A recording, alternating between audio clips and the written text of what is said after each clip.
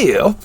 Right, this is a bit of a confusing video for me in some ways, because we've seen the release of an iconic, or the most iconic motorcycle accessory in my mind. First offered for sale, as far as I can tell, back in 1934, which coincidentally is the same year that the Royal Enfield Bullet range was launched. Over the years on this channel I've done several reviews and fitting videos of the Halcyon bar end mirrors. I have them fitted to all my bikes except for the Bobber Black. First designed and produced in the early 1930s by a company called Stadium. Now, anybody who's been into motorcycling since the 80s, 70s, 60s or beyond will know the name Stadium. They were a big player in motorcycle accessories. A company that first started up in 1911. My first motorcycle helmet was a Stadium, bought cheap because it was shop soiled, back in the late 1970s. It had been on display in a shop window for so many years that, well, it was light blue, but it was a lighter blue on one side than on the other side where the sun had bleached it. And then in 1983, when I bought my first new motorcycle, we hit a snag. The dealership that I bought it from fitted a Suzuki fairing to my Suzuki 125, but the standard handlebar mirrors snagged on the screen, so we had to find a solution. And they came up with some, I don't know whether it's old new stock or new old stock. Anyway, they'd had them hanging around for years. Bar end mirrors from Stadium. Very similar to those that I've got fitted to the classic 500. Now, these were a fantastic design that could be quickly folded out of the way for parking up in tight spaces, infinitely adjustable for the look and view that you want, and they give the best possible rearward view than any other motorcycle mirror I've ever used. Now, 89, 90 years for a product is a long time. Halcyon bought some of the tooling way back when, I'm not quite sure, and started producing them under the Halcyon name. A really popular product, but over the last couple of years, supply has sort of dried up. Now, they do still make them, but they seem to appear in small batches and then they disappear for months on end. I get a lot of complaints in those videos that I've made in the past about people quite simply not being able to obtain them. Now, it would appear that the current owners of the Stadium name have become aware of this. They've dragged out their old catalogues and they've painstakingly recreated their famous Continental Style folding bar end mirrors, just for the likes of you and me.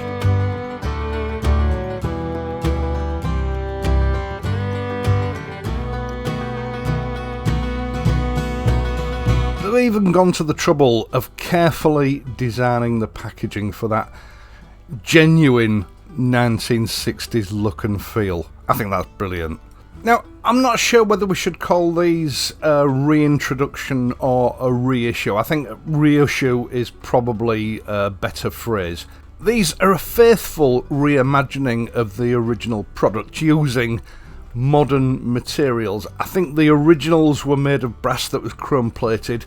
These have been cast in stainless steel, or at least the stem and the knuckle have, with the actual mirror dish itself being pressed from stainless steel sheet. All components are then mirror polished, fastened together with polished stainless steel fasteners, and the only part of these mirrors that are not polished, which is a nice touch, is the actual bezel that surrounds the mirror glass, which has been satinised to avoid unwanted glare in certain lighting conditions. The standard of polishing is excellent and it really does give that chrome look without the problems associated with chrome. These are really well put together accessories that will last you a lifetime. I'm confident that I'm not exaggerating by saying that these are heirloom quality accessories. Faithful to the originals, these are designed with an expanding mandrel type fixing which is designed for hollow handlebars, something you don't come across very much these days. So Hitchcocks have created a fitting kit for the latest Royal Enfield motorcycles.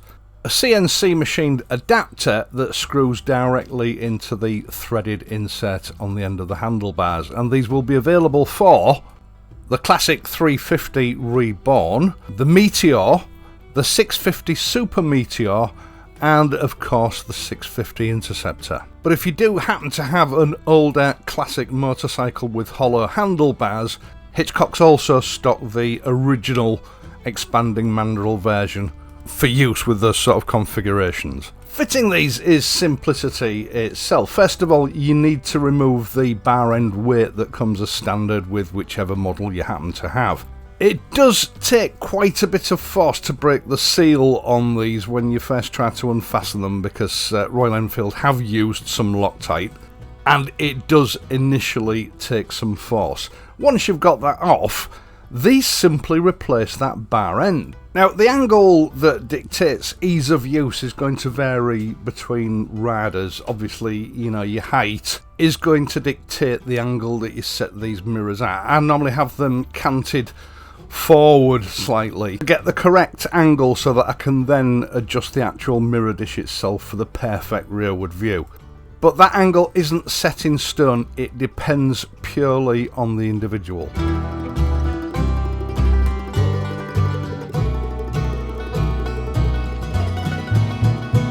Now, on receipt, you'll find that these mirrors are fastened together sort of loosely so that the owner can adjust them to suit their preferences. What you will probably find is that where the stem joins onto the knuckle, it's a little bit loose and it shakes around a little bit.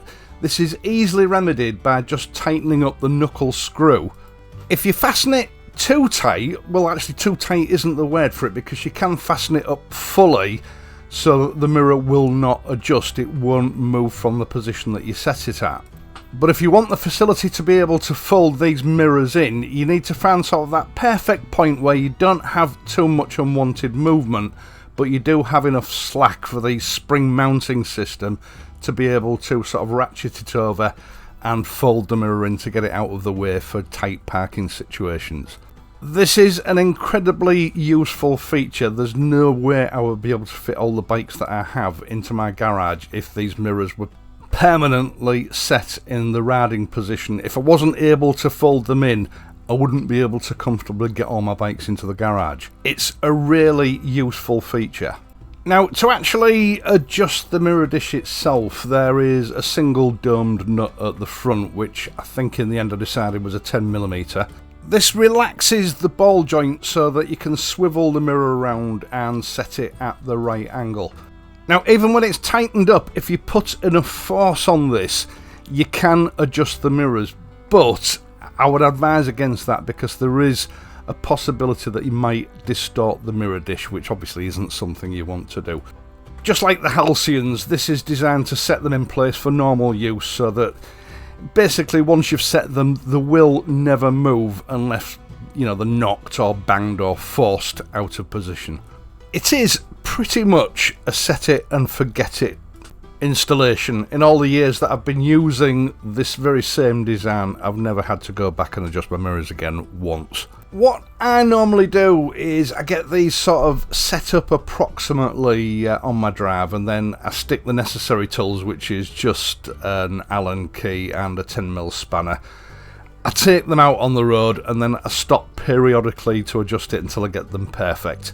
And then, historically, I've never had to touch them again. You know, people go on about modern manufacturing methods and technology being the best. Looking back at these, at least a 90-year-old design, yes, they are a little bit more complicated than your average mirror to set up. But the engineering and the thought that's gone into the design on these is way ahead of what you'll find in any modern mirror that has limited adjustment capabilities and are frequently knocked out of adjustment. These were designed in an era where the manufacturer wanted them to be the best on the market, rather than designed by the manufacturer that wanted to be able to produce them cheaply and give the customer what they thought the customer would accept. Proof, I think, that so-called progress is not always a good thing.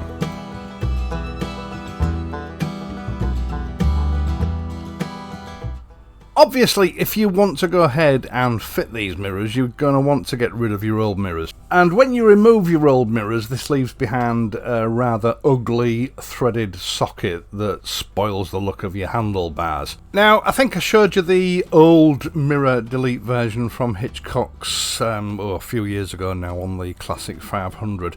They brought out a new version in black, one of which is a right hand thread and the other one a left hand thread. Due to the configuration of the handlebars and, the design so that the actual handlebar mirrors won't come unfastened while you're riding, it's a right hand thread on the left hand side and a left hand thread on the right hand side.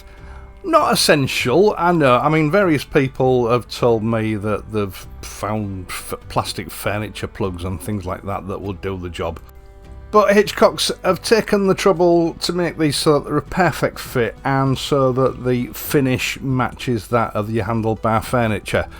And they're not expensive. For me, it's a no-brainer, but it's entirely up to you. I'll leave a link in the video description. One thing that I did find to be a nice surprise regarding these mirrors is that they are considerably cheaper than the Halcyon version, despite the quality and the fact that they're now being produced by the original maker.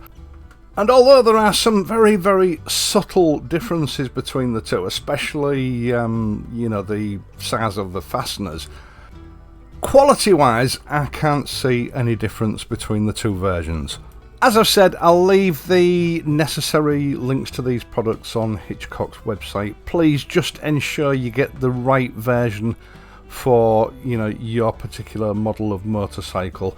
It is also worth mentioning that they do make the older rectangular mirror version as well, or semi-rectangular. They were apparently the original 1930s iteration if you're looking for authenticity. Once again, thank you so much for taking the time to watch this and my other videos, and in doing so helping to support this channel. I really do appreciate it. I'd also appreciate it if you would leave a like on this video and subscribe to the channel if you're not already a subscriber. If you want to, there are other ways to support this channel. You can do that through my Patreon page, which is in the link below in the video description, or you can say thank you through the super thanks button, which seems to be very popular these days. The weather's been a bit on and off lately. I'm still hoping that I can get that exhaust video done for the Interceptor. I've also swapped the shock absorbers over, so I'll be doing a report on that. Either way, I will of course be back on Friday, so until then, if you're riding, please ride safely, and I'll see you soon.